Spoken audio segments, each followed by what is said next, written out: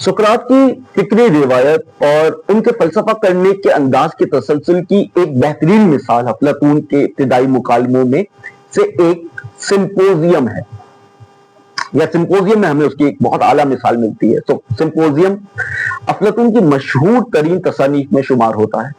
ये बात भी जहन में रखिए कि इस मुकालमे के तमाम किरदार, उनके मुकालमे और पूरी अदबी तश्कील अफलातून की तख्लीक है। जरा अफलातून की गैर मामूली अदबी सलाहियत पर गौर कीजिए। उसने हर किरदार की शख्सियत, उसके मिजाज और उस जमाने में उसकी जो शोहरत और पहचान थी, उसे इस कदर खूबसूरती से अपने मुकालमों में समो दिया कि आज भी वो किरदार जीते जागते महसूस होते हैं। और ये सब उसने उन वाकयात के कई बरस, बल्कि बाज़ मौरखीन के मुताबिक कई दहाइयां गुजरने के बाद तहरीर किया। मजीद यह कि ऐसा भी नहीं था कि अफलातून के पास कोई जाती कुतुबखाना, कातिब बैठा हो जो उसकी गुफ्तगू का लफ्ज ब लफ्ज रिकॉर्ड रख रहा हो। जरा खुद सोचें, क्या आप आज से 15 साल पहले होने वाले किसी भी गुफ्तगू को पूरी तफसील उसी अंदाज और उन्हीं अल्फाज के साथ बयान कर सकते हैं? लफ्ज सिंपोजियम के लफ्जी मानी है जियाफत मैनोशी या महफिल शराब नोशी। अफलातून इस मुकालमे में एक ऐसी बावकार जियाफत का मंजर पेश करता है जहां खाने के बाद मेहमान बारी बारी खड़े होते हैं और मोहब्बत के मौजू पर, लव के मौजू पर अपने ख्यालात का इजहार करते हैं। मगर ये महज मोहब्बत के बारे में आम गुफ्तगू नहीं होती। मकसद ये होता है कि सुकराती अंदाज में मुसलसल सवाल और जवाब के जरिए मोहब्बत की हकीकी तारीफ तक पहुंचा जाए। मसलन मोहब्बत का आगाज कैसे होता है, किसी से मोहब्बत करने का असल मकसद क्या है, और क्या मजमूई तौर पर मोहब्बत इंसानियत के लिए खैर और फायदे का बाइस है या नहीं। अफलातून ने इस जियाफत में अपने अहद की कई मुमताज शख्सियात को एक साथ जमा किया है। उनमें मशहूर सिपाही सालार एल्सिबिडियस, नामवर ड्रामा निगार एरिस्टोफेनीस और सबसे बढ़कर सुकरात शामिल हैं। चुनाचा एरिस्टोफेनीस, जो बुनियादी तौर पर एक मज़ाहिया ड्रामा निगार था, मोहब्बत की तशरीह भी अपने मखसूस नीम मज़ाहिया और अलामती अंदाज में करता है।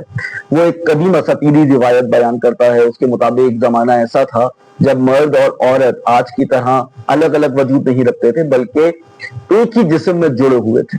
उनके 2 सर, 4 बाजू और 4 टांगे थी और उनका जिस्म गोल या स्फेरिकल था, जिसकी वजह से वो चलने के बजाय लौटते हुए हरकत करते थे।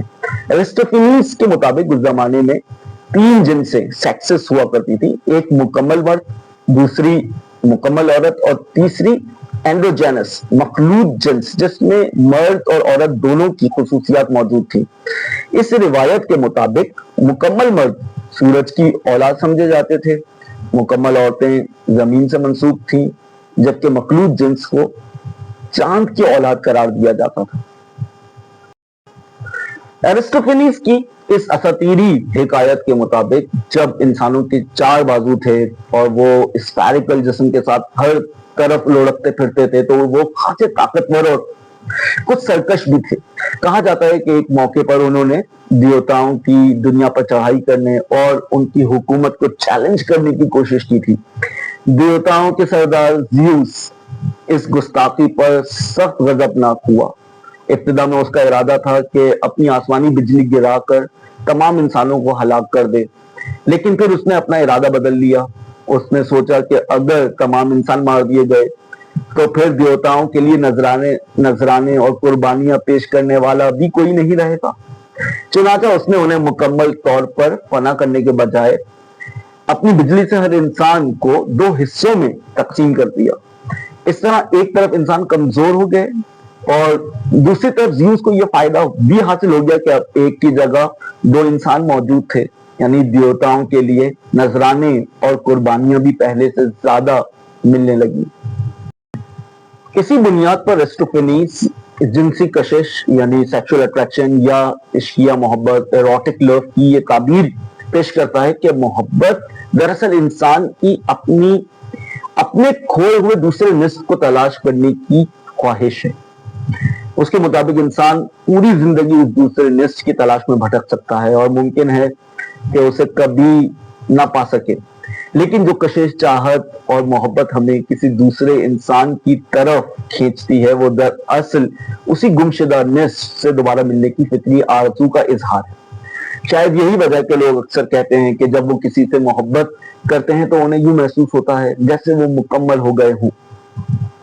دوسرے لفظوں میں ایرسٹوفینیس کے نزدیک محبت محض ایک جذبہ نہیں بلکہ ایک جستجو ہے، ایسی مسلسل تلاش جس کا مقصد اپنی ذات کے ان حصوں کو دوبارہ حاصل کرنا ہے جو کبھی ہمارے وجود کا حصہ تھے مگر ہم سے جدا ہو گئے۔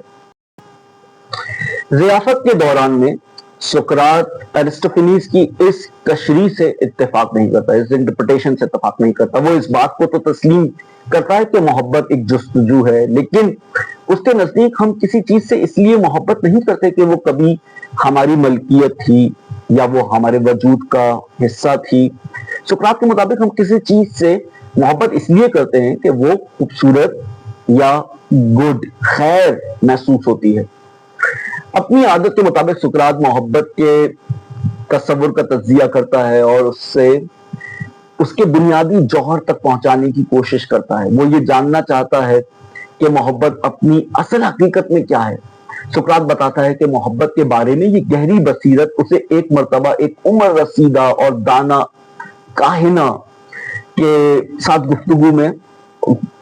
گفتگو سے حاصل ہوئی تھی، ڈائیوٹیما آئی تھنک۔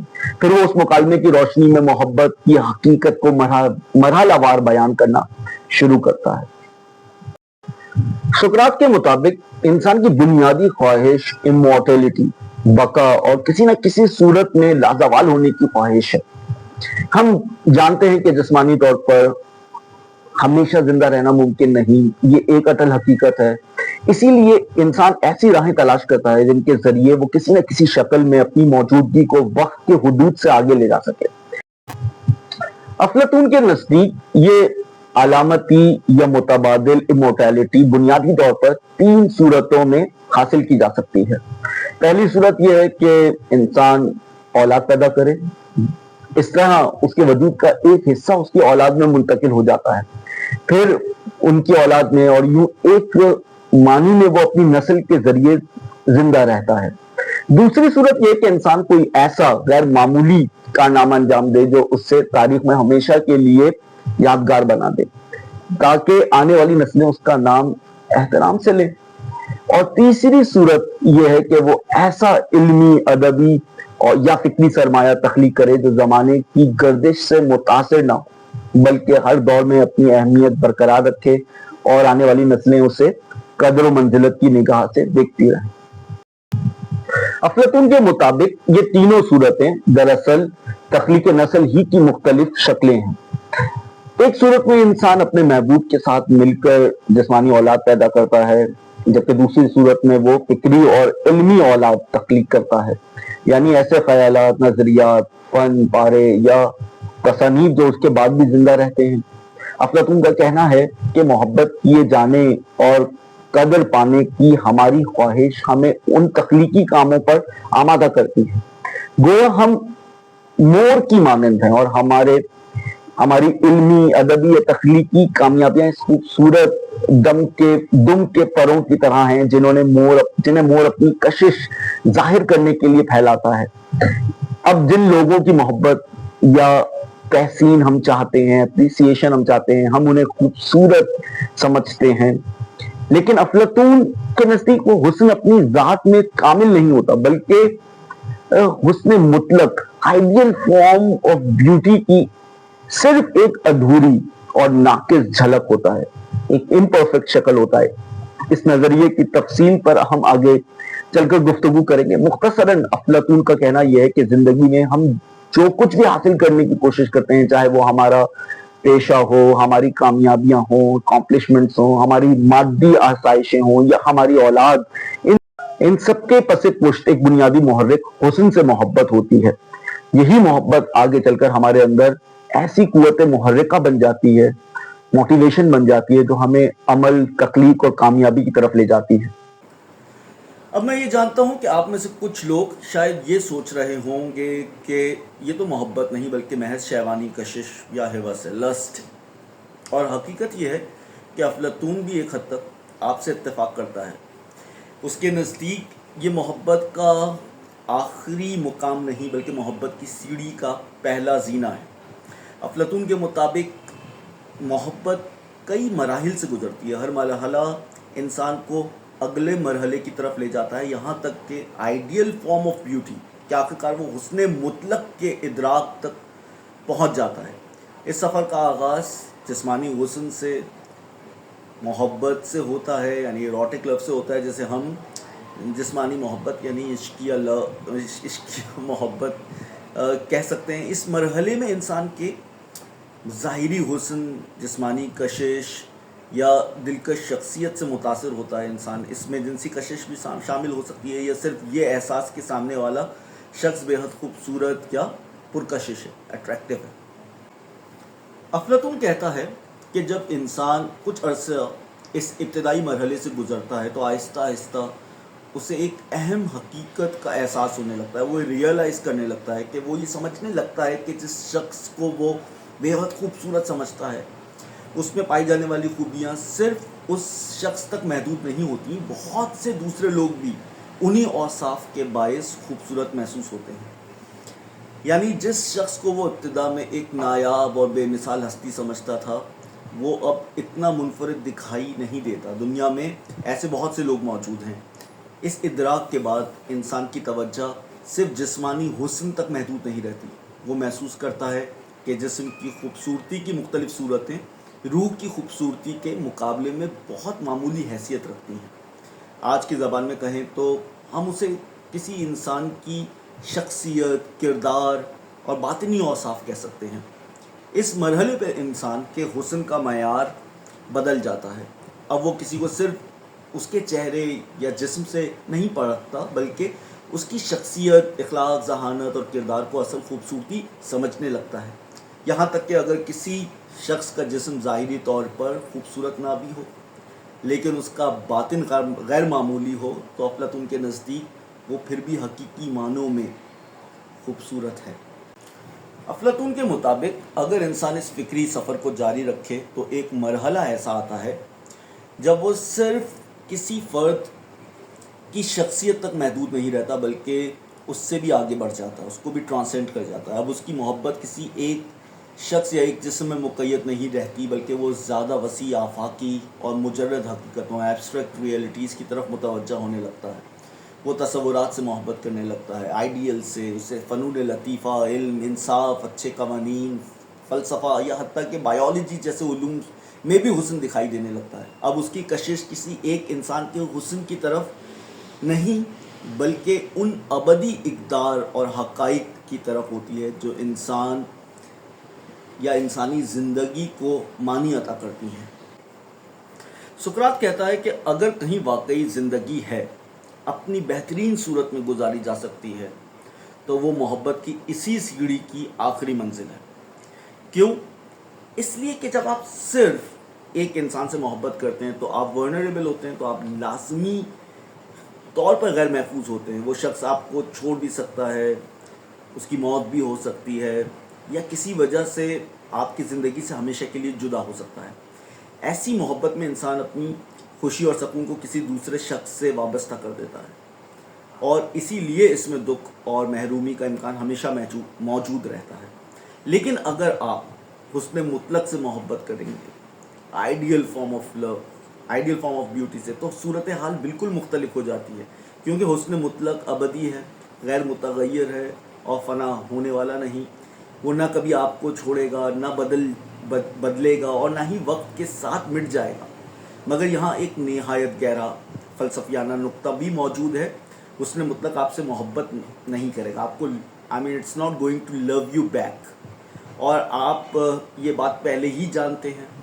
اس کی وجہ یہ ہے کہ حسن مطلق ایک کامل، ازلی اور ابدی حقیقت ہے. اسے کسی چیز کی کمی نہیں ہے، اس کے اندر کوئی لیکنگ نہیں ہے، کسی خواہش کی تکمیل درکار نہیں ہے اسے، اور نہ ہی اسے کسی کی محبت کی ضرورت ہے. محبت تو دراصل اس چیز کی جستجو ہے جس کی ہمیں کمی محسوس ہوتی ہے. لیکن جو ہستی یا حقیقت پہلے ہی کامل ہو اسے کسی تلاش، کسی خواہش یا کسی محبت کی ضرورت باقی نہیں رہتی۔ اسی تصور کو بعد میں پلیٹونک لو، افلاطونی محبت کے نام سے جانا گیا، لیکن یہ بات ذہن میں رکھنی چاہیے کہ افلاطون کے نزدیک اس اصطلاح کا مفہوم صرف یہ نہیں تھا کہ انسان اپنی زندگی کا شریک حیات تلاش کرے، پارٹنر کو تلاش کرتا پھرے۔ آج کے زمانے میں اس مقصد کے لیے بے شمار ذرائع موجود ہیں، لیکن افلاطون کی نظر میں محبت کا یہ نظریہ اس سے کہیں زیادہ وسیع اور گہرا تھا۔ اس کا مقصد یہ تھا کہ انسان چیزوں کو صرف ان کی ظاہری حسن یا پہلی نظر کے تاثر سے نہ پرکھے، نہ ایویلویٹ کرے، بلکہ ان کی اصل حقیقت اور باطنی قدر تک پہنچنے کی کوشش کرے، اس کے سبسٹنس تک۔ یہی اصول افلاطون صرف انسانوں پر نہیں بلکہ قوانین، حکمرانوں اور ریاستی اداروں اور یہاں تک کہ عام مادی اشیاء مثلاً ایک پل پر بھی لاگو کرتا ہے۔